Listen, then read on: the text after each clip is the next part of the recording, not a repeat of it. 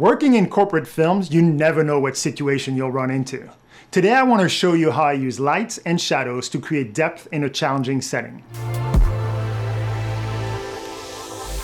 So I was given this blank room with nothing on the walls, no furniture, horrible lighting. You can see I have spotlights on the ceiling, fluorescent tubes, and to make things even worse, the beautiful view of Manhattan, this is overlooking Times Square, is completely blocked off by clouds and a gray sky. I turn off all the light and let the natural light come shine through the window, and that created shadows on the walls.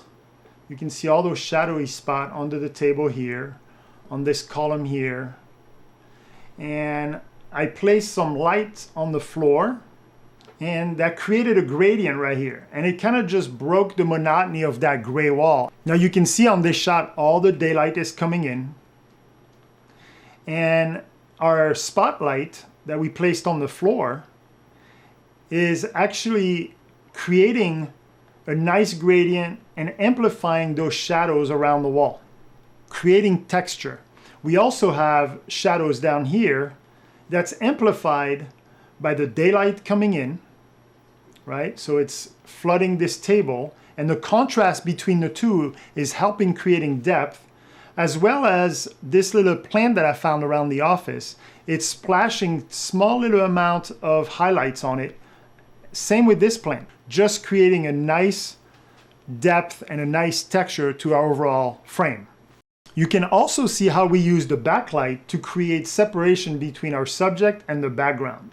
The backlight is hitting her hair, the back of this chair, her shoulders, and then off frame, we also have our key light, and it's shining some good levels on her face, just so that we have the proper exposure on our overall frame.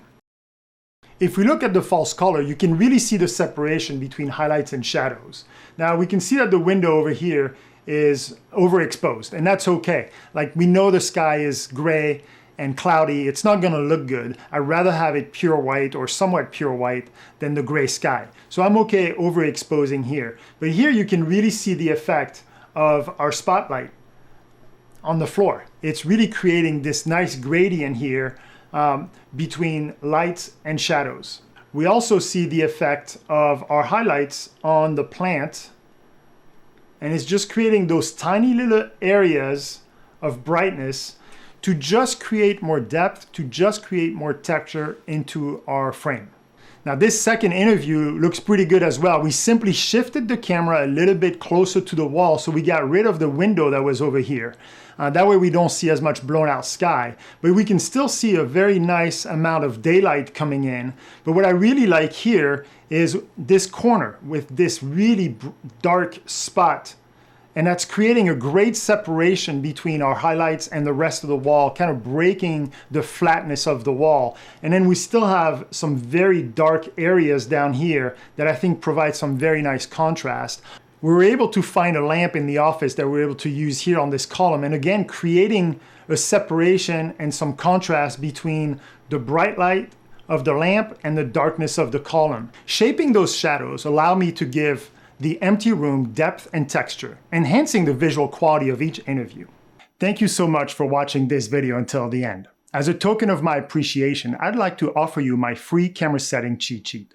This handy guide is formatted to be printed on a 5x7 card, making it perfect to carry in your camera bag for quick reference. Simply click the link below to download the cheat sheet. Now, thanks again for watching, and happy filming.